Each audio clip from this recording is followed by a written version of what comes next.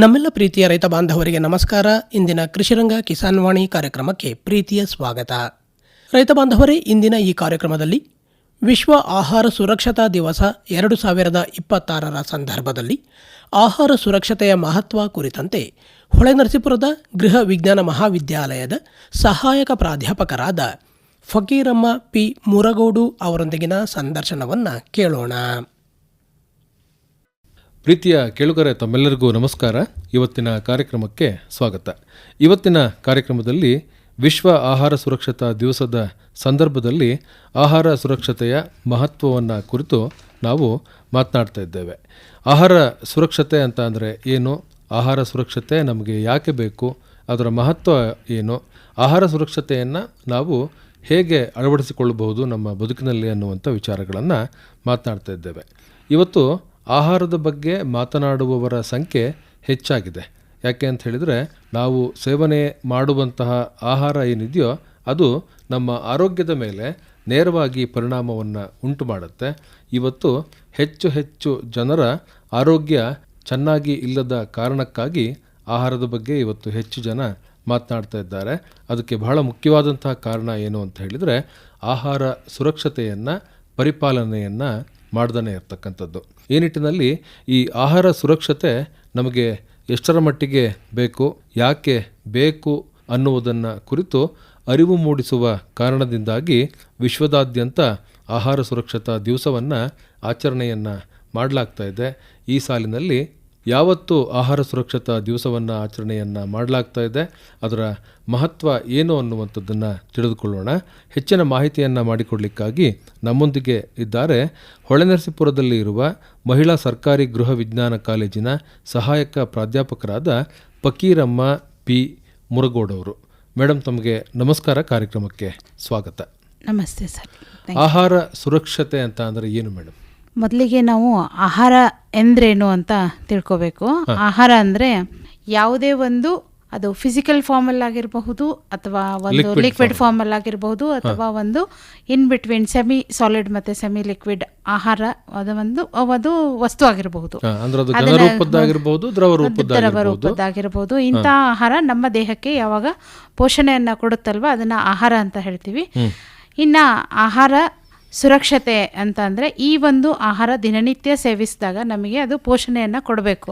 ಆದರೆ ಅದು ಪೋಷಣೆಯನ್ನು ಕೊಡದೆ ನಮ್ಮ ದೇಹಕ್ಕೆ ಹಾನಿಯನ್ನು ಉಂಟು ಮಾಡಿದರೆ, ಅನಾರೋಗ್ಯವನ್ನು ಉಂಟು ಮಾಡುವಂಥ ಒಂದು ಪದಾರ್ಥ ಅದಾಗಿದ್ದರೆ ಅದನ್ನು ನಾವು ಕಲುಷಿತ ಆಹಾರ ಅಥವಾ ಅನಾರೋಗ್ಯವನ್ನು ಉಂಟು ಮಾಡುವಂಥ ಒಂದು ಆಹಾರ ಆಗಿರುತ್ತೆ. ಅದರ ವಿರುದ್ಧವಾಗಿ ನಾವು ಏನೆಲ್ಲ ಮಾಡ್ತೀವೋ ಅದನ್ನು ನಾವು ಫುಡ್ ಸೇಫ್ಟಿ ಅಂತ ಹೇಳ್ತೀವಿ.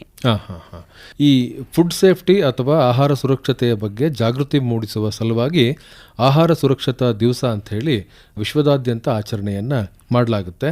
ಆಹಾರ ಸುರಕ್ಷತಾ ದಿವಸ ಅಂತ ಅಂದ್ರೇನು, ಇದನ್ನು ಯಾವಾಗ ಆಚರಣೆಯನ್ನು ಮಾಡಲಾಗುತ್ತೆ?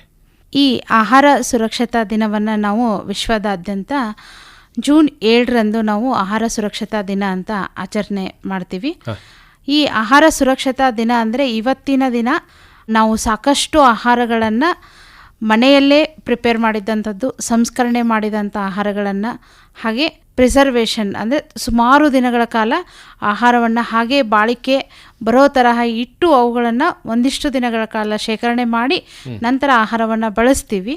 ಸೊ ಆ ಎಲ್ಲ ಆಹಾರ ಪದಾರ್ಥಗಳನ್ನು ಈ ಸಂಸ್ಕರಣಾ ದಿನ ಬಗ್ಗೆ ಅರಿವು ಮೂಡಿಸುವಂಥದ್ದಾಗಿರ್ಬೋದು, ಪ್ರಿಸರ್ವೇಷನ್ ಬಗ್ಗೆ ಅರಿವು ಮೂಡಿಸುವಂತಹ ಒಂದು, ಮತ್ತು ಹಾಗೆ ಆಹಾರದ ಸುರಕ್ಷತೆಯ ಬಗ್ಗೆ ಅರಿವು ಮೂಡಿಸುವಂತಹ ದಿನವನ್ನು ನಾವು ಆಹಾರ ಸುರಕ್ಷತಾ ದಿನವಂತ ಹೇಳ್ತೀವಿ.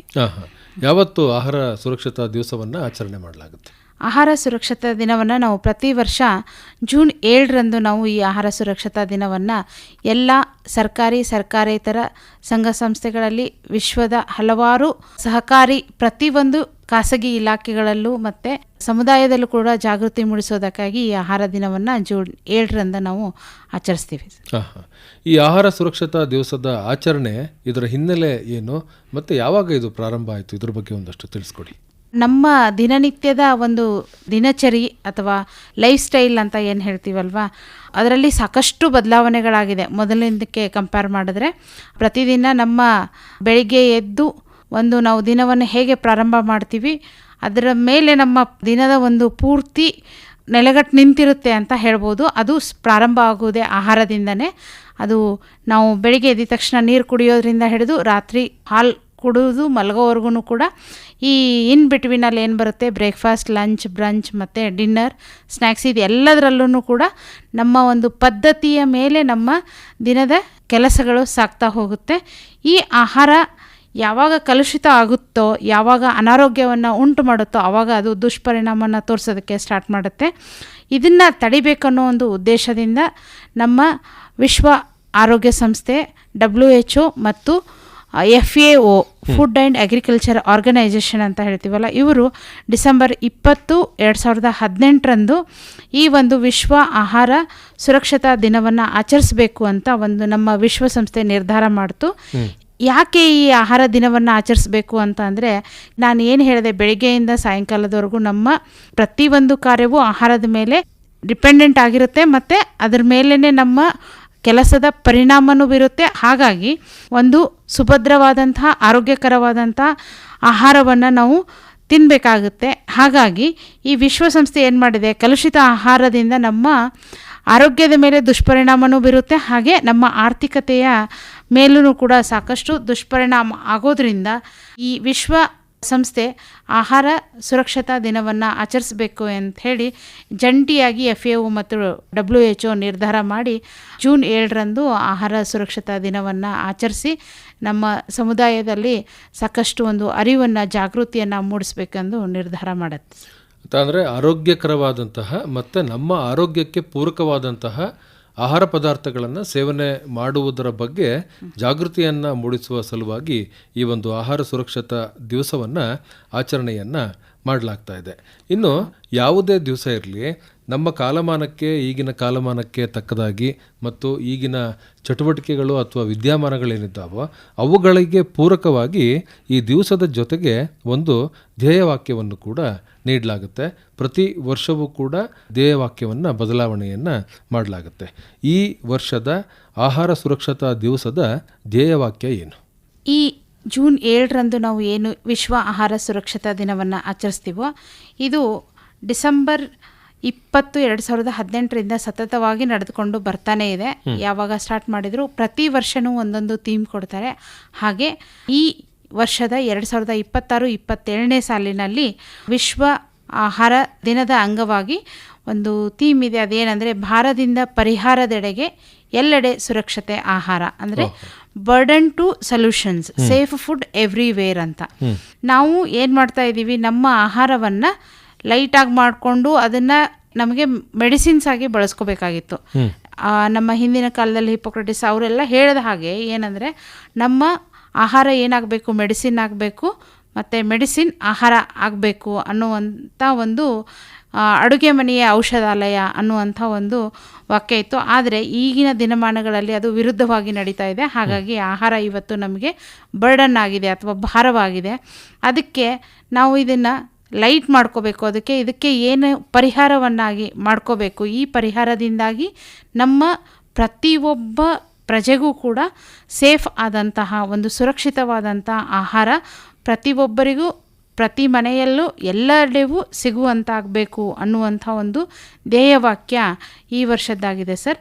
2026 ಇದು ಹೆಚ್ಚಿಗೆ ಅನ್ವಯ ಆಗುತ್ತೆ ಅಂತ ಹೇಳ್ಬೋದು. ಯಾಕಂತಂದರೆ ಇವತ್ತು ನಾವು ನಮ್ಮ ದಿನನಿತ್ಯ ಅಂದರೆ ಸಾಕಷ್ಟು ಸೆಡೆಂಟರಿ ಲೈಫ್ ಸ್ಟೈಲ್, ಅಂದರೆ ಕೂತ್ಕೊಂಡು ವರ್ಕ್ ಮಾಡುವಂಥ ಒಂದು ಪ್ರತಿನಿತ್ಯ ಪ್ರವೃತ್ತಿ ಹೆಚ್ಚಾಗ್ತಾ ಇದೆ. ಮತ್ತು ಇವಾಗ ಆ ಪ್ರವೃತ್ತಿನೇ ನಿರಂತರವಾಗಿ ಎಲ್ಲ ಫೀಲ್ಡಲ್ಲೂ ನಾವು ಅಬ್ಸರ್ವ್ ಮಾಡ್ತೀವಿ. ಈಗ ವೈಟ್ ಕಾಲರ್ ಜಾಬ್ಸ್ ಇರ್ಬೋದು, ಡಾಕ್ಟರ್ ಆಗಿರ್ಬೋದು, ಟೀಚರ್ಸ್ ಆಗಿರ್ಬೋದು, ವಿದ್ಯಾರ್ಥಿನಿಯರು, ಇವರು ಎಲ್ಲರಲ್ಲೂ ನಾವು ಈ ಒಂದು ಸೆಡೆಂಟರಿ ಲೈಫ್ ಸ್ಟೈಲನ್ನು ನೋಡ್ತೀವಿ. ಹೆವಿ ವರ್ಕರ್ಸ್ ಕಡಿಮೆ ಆಗಿದ್ದಾರೆ, ಫಿಸಿಕಲ್ ಆ್ಯಕ್ಟಿವಿಟಿ ಕಡಿಮೆ ಆಗಿದೆ.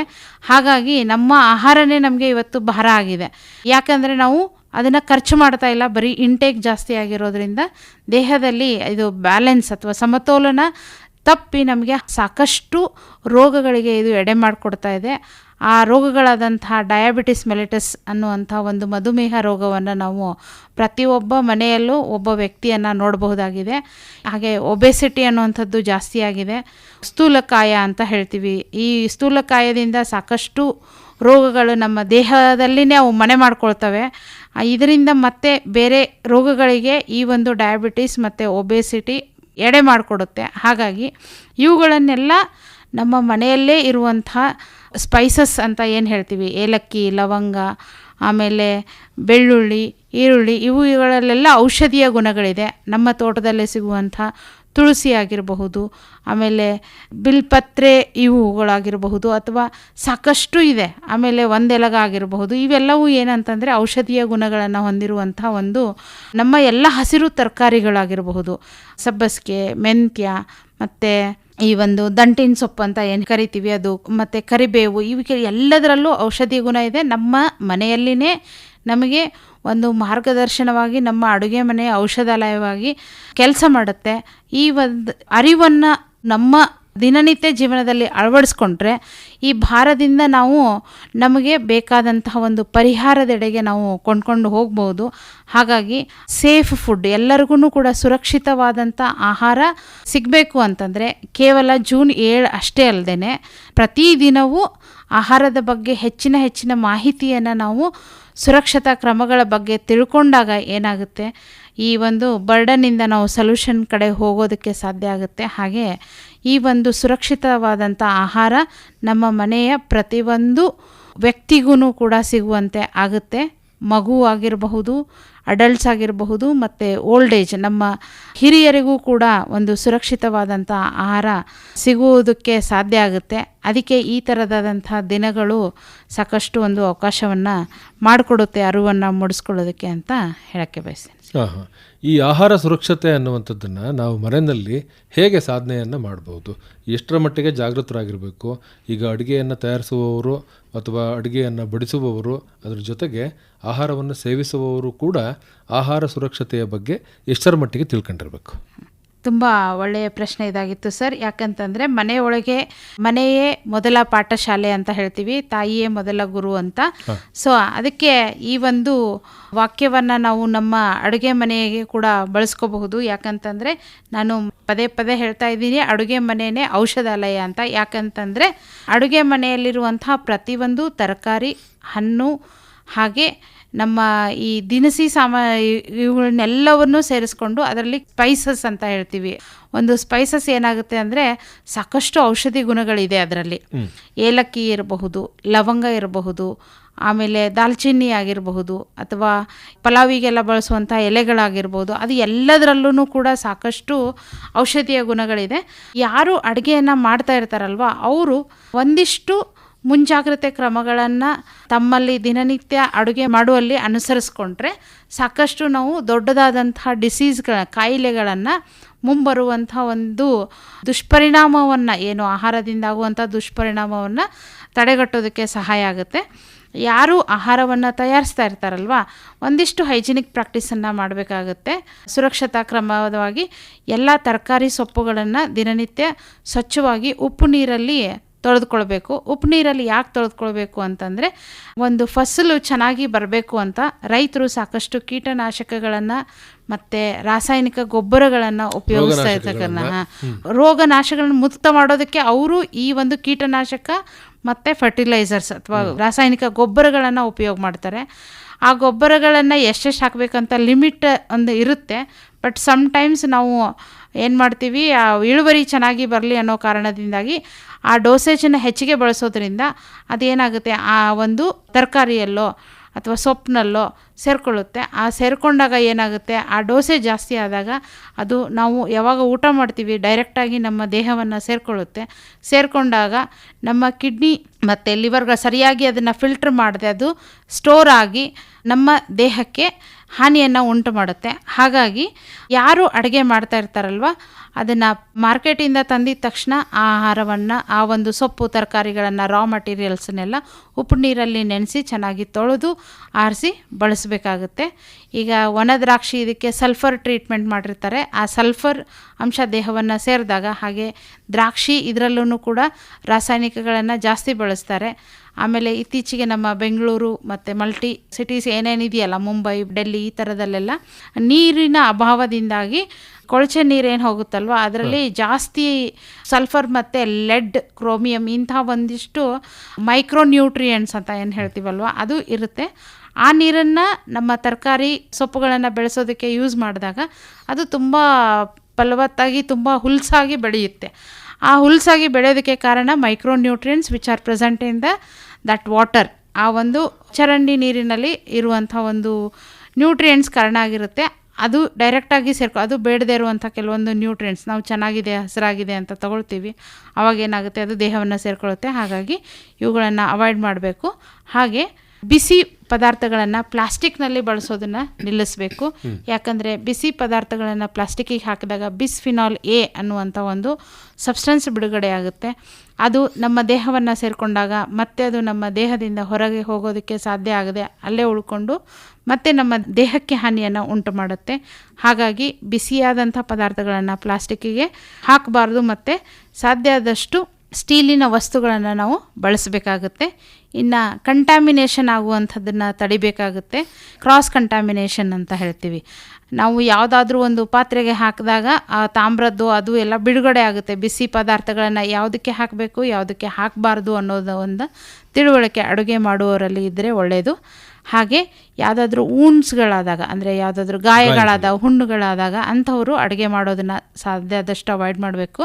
ಯಾಕಂದರೆ ಅದು ಸ್ಕಿನ್ ಡಿಸೀಸ್, ಬ್ಲಡ್ ಅಥವಾ ಏನಾದರೂ ಒಂದು ಊಟ ಮಾಡಬೇಕಾದ್ರೆ ಕಟ್ ಮಾಡ್ಕೊಂಡಿರುವಂಥದ್ದು ರಕ್ತ ಕಣಗಳು ಅದರಲ್ಲಿ ಊಟದ ಜೊತೆ ಸೇರಿಕೊಂಡ್ರೆ ಅವರಲ್ಲಿ ಯಾವ ಡಿಸೀಸ್ ಇರುತ್ತೋ ಆ ಡಿಸೀಸ್ ಊಟ ಮಾಡಿದವ್ರಿಗೆ ಮತ್ತು ಆ ಆಹಾರವನ್ನು ಬಳಸಿದವ್ರಿಗೆ ಎಲ್ಲರಿಗೂ ಆ ಒಂದು ರೋಗ ಬರುವಂತಹ ಚಾನ್ಸಸ್ ಇರುತ್ತೆ. ಹಾಗಾಗಿ ಇಂಥ ಒಂದಿಷ್ಟು ಪ್ರಿಕಾಷನ್ಸ್ಗಳನ್ನು ಮನೆಯಲ್ಲಿ ಅಡುಗೆ ಮಾಡೋರು ತೆಗೆದುಕೊಳ್ಬೇಕಾಗುತ್ತೆ. ಹಾಗೆ ಸಾಧ್ಯ ಆದಷ್ಟು ಹೈಜಿನಿಕ್ಕಾಗಿ ಆಮೇಲೆ ಅಡುಗೆ ಮನೆಯನ್ನು ಸ್ವಚ್ಛವಾಗಿ ಇಟ್ಕೊಳ್ಬೇಕು. ಆಮೇಲೆ ಸರ್ಫೇಸ್ ಕಟ್ಟೆಗಳಾಗಿರ್ಬೋದು ಮನೆಯಲ್ಲಿ ಅಂಥವುಗಳನ್ನೆಲ್ಲ ಡಸ್ಟ್ ಫ್ರೀಯಾಗಿ ಮಾಡ್ಕೊಳ್ಬೇಕು.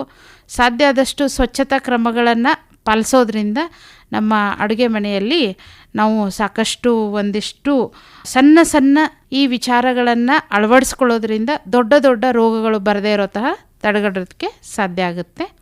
ಆಮೇಲೆ ಶುಗರ್ ಪೇಷಂಟ್ ಯಾರು ಇರ್ತಾರಲ್ವ ಸರ್, ಅವರಿಗೆ ಮೆಂತ್ಯ ಕಾಳಾಗಿರಬಹುದು ಇಂಥವುಗಳನ್ನು ಮಲ್ಟಿಮಿಕ್ಸ್ ಅಂತ ಒಂದೇ ಥರದಂಥ ಆಹಾರಗಳನ್ನು ಬಳಸೋ ಬದಲಿಗೆ ಒಂದಿಷ್ಟು ಕಾಳುಗಳ ಬಗ್ಗೆ ಅವುಗಳ ಇಂಪಾರ್ಟೆನ್ಸ್ ಗೊತ್ತಿದ್ದರೆ, ಈಗ ಎಕ್ಸಾಂಪಲ್ ಫೆನುಗ್ರೀಕ್ ಸೀಡ್ಸ್ ಮೆಂತ್ಯ ಕಾಳುಗಳು ನಮ್ಮ ಮನೇಲೇ ಇರುತ್ತೆ, ಬಟ್ ಅದ್ರ ಬಳಸೋದು ವಿಧಾನ ಗೊತ್ತಿಲ್ಲ ಅಂತಂದಾಗ ಅದನ್ನು ಉಪಯೋಗವನ್ನು ತೆಗೆದುಕೊಳ್ಳೋಕ್ಕಾಗಲ್ಲ. ಹಾಗಾಗಿ ಅವುಗಳ ಬಗ್ಗೆ ಎಲ್ಲ ತಿಳ್ಕೊಳ್ಬೇಕು. ನಮ್ಮ ಮನೆಯಲ್ಲಿ ಯಾವ್ಯಾವ ಕಾಳುಗಳಿದೆ, ಯಾವ್ಯಾವ ಒಂದು ತರಕಾರಿಗಳಿದೆ, ಸ್ಪೈಸಸ್ ಇದೆ, ಅದರ ಉಪಯೋಗಗಳನ್ನು ತಿಳ್ಕೊಂಡಾಗ ಏನಾಗುತ್ತೆ ನಮಗೆ ಆಹಾರ ಸುರಕ್ಷತಾ ಕ್ರಮಗಳನ್ನು ಪಾಲಿಸೋದ್ರ ಬಗ್ಗೆ ಹೆಚ್ಚಿನ ಒಂದು ಮಾಹಿತಿ ಮತ್ತು ರೋಗವನ್ನು ನಾವು ಬಾರದಂತೆ ಮುಂಚಿತವಾಗಿ ತಡೆಗಟ್ಟೋದಕ್ಕೆ ಸಹಾಯ ಆಗುತ್ತೆ. ಇನ್ನು ಇತ್ತೀಚಿನ ದಿವಸಗಳಲ್ಲಿ ಆಹಾರಕ್ಕೆ ಸಂಬಂಧಪಟ್ಟ ಹಾಗೆ ಹೆಚ್ಚು ಕಲಬೆರಕೆ ಆಗ್ತಾ ಇರೋ ಅಂಥದ್ದನ್ನು ಗಮನಿಸ್ತಾ ಇದ್ದೇವೆ. ಈ ಕಲಬೆರಕೆ ಅದರಲ್ಲೂ ಕೂಡ ಅರಿಶಿಣದಂತಹ ಕಲಬೆರಕೆ ಅದು ಕ್ಯಾನ್ಸರ್ ಕಾರಕ ಅಂಥೇಳಿ ಹೇಳ್ತಾರೆ.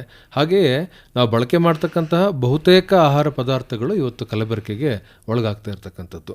ಈ ಆಹಾರ ಸುರಕ್ಷತೆ ದಿವಸದ ಸಂದರ್ಭದಲ್ಲಿ ನಾವು ಈ ಕಲಬೆರಕೆ ಆಹಾರಗಳಿಗೆ ಸಂಬಂಧಪಟ್ಟ ಹಾಗೆ ಎಷ್ಟರ ಮಟ್ಟಿಗೆ ಜಾಗೃತರಾಗಿರಬೇಕು?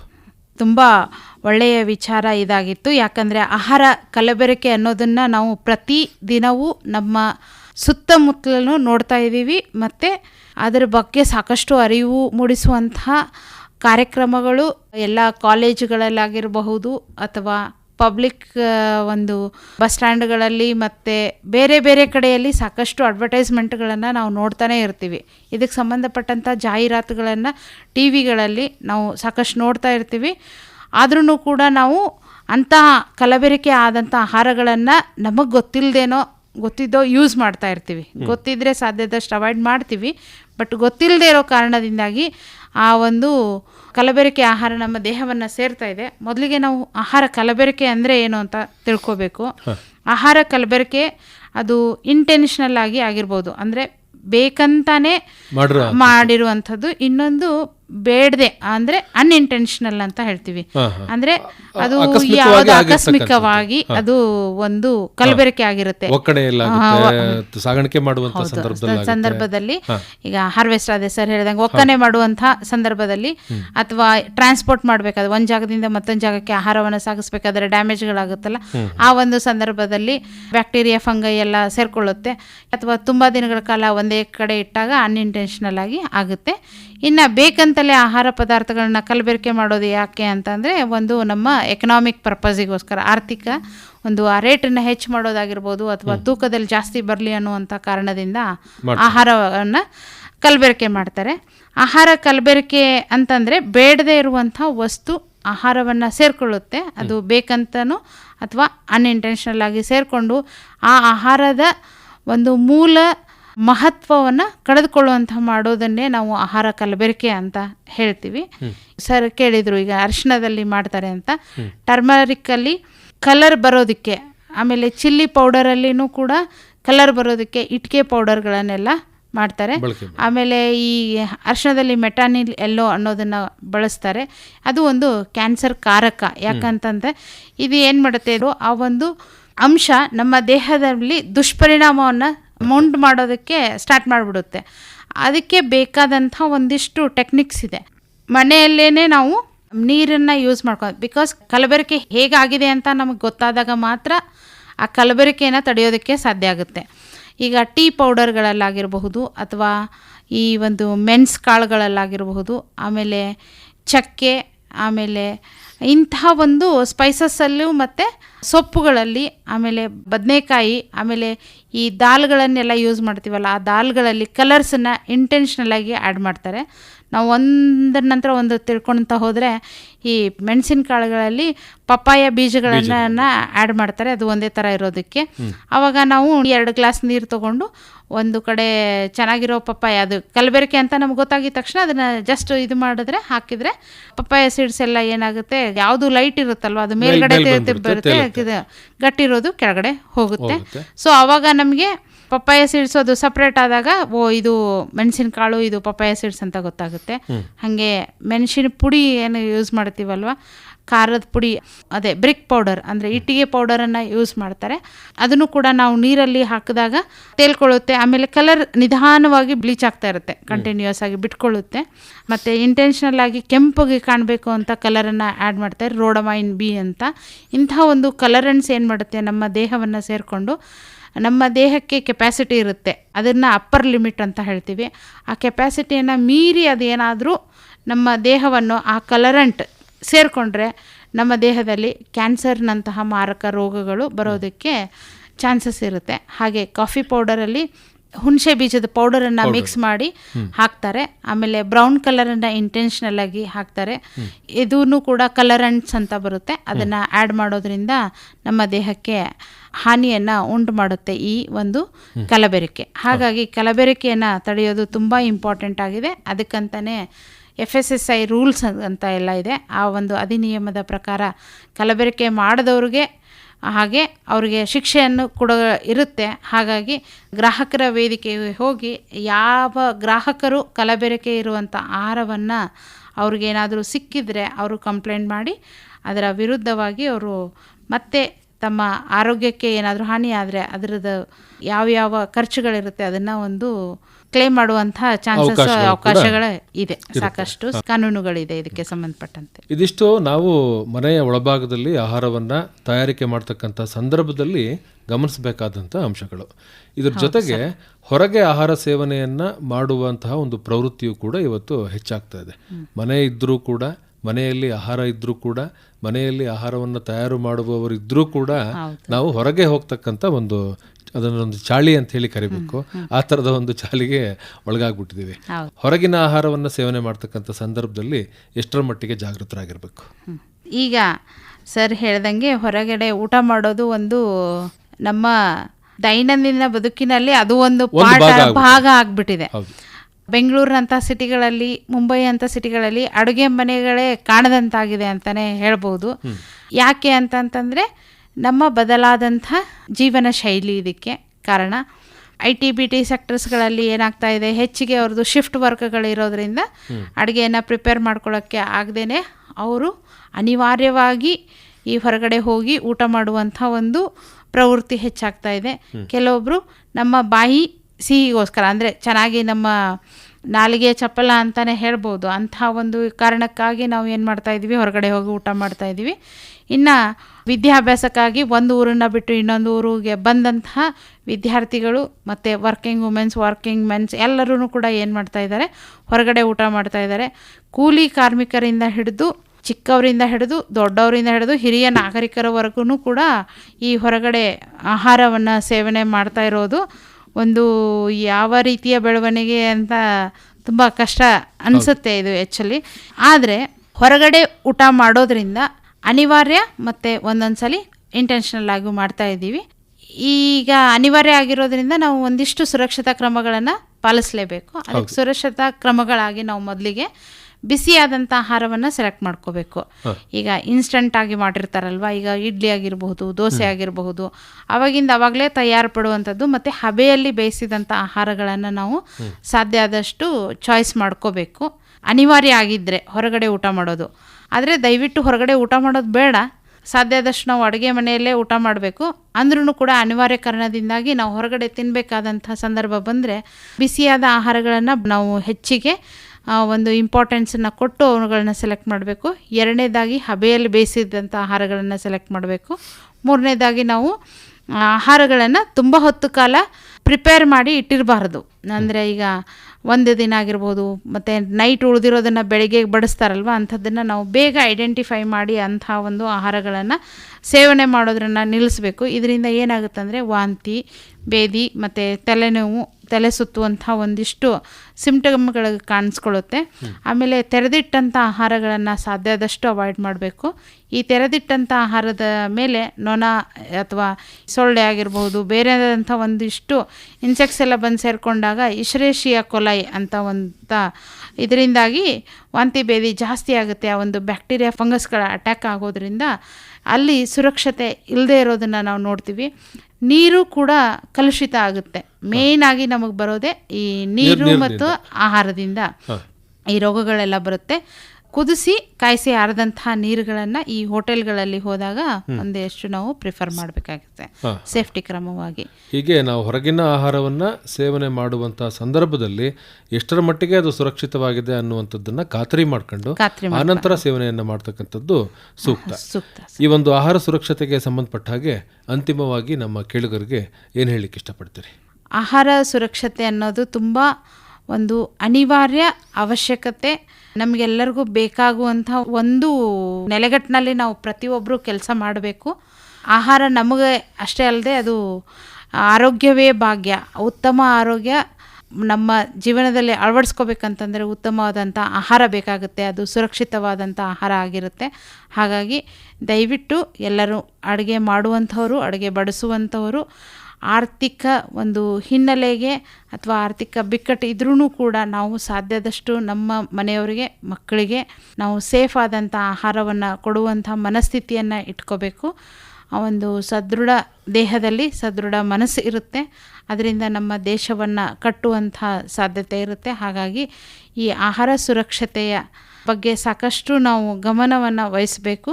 ಸುರಕ್ಷಿತವಾದಂಥ ಆಹಾರವನ್ನು ಪ್ರತಿಯೊಬ್ಬರು ಸೇವಿಸಿ ಪ್ರತಿಯೊಬ್ಬರಿಗೆ ಸಿಗುವಂತ ಆಗಬೇಕು ಅನ್ನೋದು ಈ ಒಂದು ಆಹಾರ ಸುರಕ್ಷತೆ ದಿನದ ಅಂಗವಾಗಿ ನಾ ಎಲ್ಲರಿಗೂ ತಿಳಿಸ್ತಾ, ಎಲ್ಲರೂ ಸುರಕ್ಷಿತವಾಗಿ ಇರೋಣ, ಸದೃಢವಾದ ಆರೋಗ್ಯವನ್ನು ಪಡೆಯೋಣ ಅನ್ನುವಂಥದ್ದು. ಒಳ್ಳೆಯದು ಫಕೀರಮ್ಮ ಅವರೇ, ಇವತ್ತಿನ ಸಂಚಿಕೆಯಲ್ಲಿ ಆಹಾರ ಸುರಕ್ಷತೆ ದಿವಸ ಇದಕ್ಕೆ ಸಂಬಂಧಪಟ್ಟ ಹಾಗೆ ಅದರ ಮಹತ್ವ ಏನು, ಆಹಾರ ಸುರಕ್ಷತೆ ಅಂತ ಅಂದರೆ ಏನು, ಸುರಕ್ಷಿತವಾದಂಥ ಆಹಾರ ನಮಗೆ ಯಾಕೆ ಬೇಕು, ಅದನ್ನು ಪಡೆದುಕೊಳ್ಳುವಂಥದ್ದು ಹೇಗೆ ಅನ್ನುವಂಥ ವಿಚಾರಗಳನ್ನು ಬಹಳ ವಿವರವಾಗಿ ನಮ್ಮ ಕೇಳುಗರಿಗೆ ತಿಳಿಸಿಕೊಟ್ರಿ. ತಮಗೆ ಧನ್ಯವಾದಗಳು. ನಮಸ್ಕಾರ. Thank you sir. ಧನ್ಯವಾದಗಳು. ಇದುವರೆಗೆ ವಿಶ್ವ ಆಹಾರ ಸುರಕ್ಷತಾ ದಿವಸ 2026ರ ಸಂದರ್ಭದಲ್ಲಿ ಆಹಾರ ಸುರಕ್ಷತೆಯ ಮಹತ್ವ ಈ ಕುರಿತಂತೆ ಹೊಳೆನರಸೀಪುರದ ಗೃಹ ವಿಜ್ಞಾನ ಮಹಾವಿದ್ಯಾಲಯದ ಸಹಾಯಕ ಪ್ರಾಧ್ಯಾಪಕರಾದ ಫಕೀರಮ್ಮ ಪಿ ಮುರಗೋಡು ಅವರೊಂದಿಗಿನ ಸಂದರ್ಶನ ಕೇಳಿದಿರಿ. ಇವರನ್ನು ಸಂದರ್ಶಿಸಿದವರು ಅರಕಲಗೂಡು ವಿ ಮಧುಸೂದನ್.